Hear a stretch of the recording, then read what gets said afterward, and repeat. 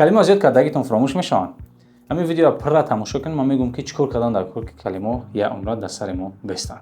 دان دان دان. شما کلمه را در دفتر می نویسین از یاد میکنین، در تلفن از یاد میکنین، به هر گونه پروگرام ها از یاد میکنین، اختونا حتی تست میگیرین یا برد بر میدونین، لیکن بعد 3 روز یا یک هفته پس میپرسنتون که همین کلمه را من میدونستم یا همین کلمه را من از یاد کردم. برای چی خیلی میشه؟ برای چی ما کلمه را فراموش میکنیم؟ گپ سر قانونی فراموشی میره. علمایی که معاینه سر آدم آموزش میکنن و خلاصه آمدن که معاینه سر آدم موقتی داره و دائمی و هر یک اینفورماسیون نوی که در سر ما وارد میشه و به طور اتوماتیک در معاینه بگیم خاطره موقتی میره و برای که ای خاطره موقتی به خاطره دائمی بره ما باید دور یک مدت معین چند بار تکرار کنیم. مثال عادی شده میتونه چیزی که در بالای استول شما و شما دویم همون چیزا تست استفاده میبرین فقط در بالای استولتون و چیزی که کم کم استفاده شون میبرین و دورتر میمونن و چیزی که در سال یک بار استفادهش میبرین و در شکاف او لاگی و کنم در صندوق ماماتون میمونش میسته.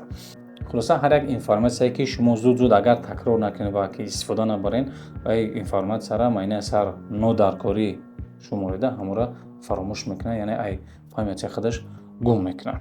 یعنی هر یک معلوماتی که شما در کار و شما اگر امور سری وقت تکرار نکنین او اینفورماسیون اثر شما گم میشه و فراموش میشه. چیکار کنیم که همین اینفورماسیون که همین کلمه در مثال ما همین کلمه زبان انگلیسی که دیگر زبانو اثر ما فراموش نشوند کی وره تکرار کنیم و چقدر بفهمیم که امروز یا که پگاه روزی تکرار کردن همون کلمه در کاریه.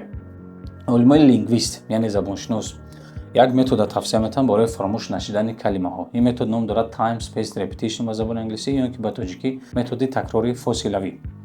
این متد چقدر کار میکنه؟ هر یک کلمه ای که ما امروز از یاد میکنیم برای که دائمی در خاطره ما بسته ما باید بعد از 24 ساعت همون کلمه را تکرار کنیم و بعدا در روز سوم تکرار کنیم، بعد از او یک هفته پس و بعد از او یک ماه پس. یعنی هر یک کلمه نو، هر یک معلومات نو ما باید 4 بار سر وقت تکرار کنیم و با همین واسطه کلمات در خاطره ما میستن.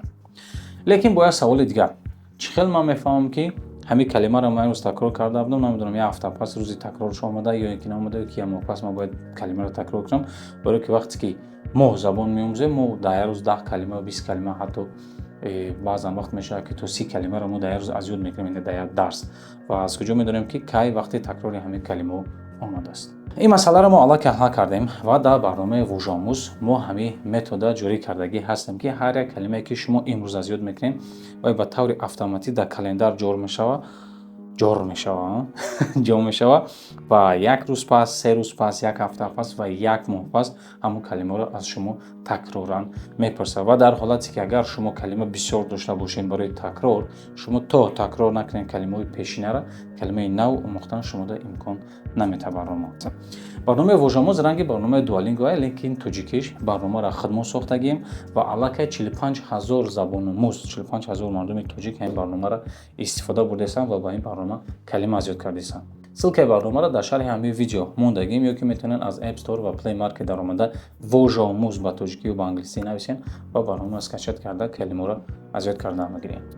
اگر ویدیو معقول شد و یگان چیز یاد گرفتیم لایک از یارکه و در کامنتر دیگه سوالاتون رو نویسین. نصیب باشه هفته دیگه با سوال شما یه ویدیو دیگه میکنم.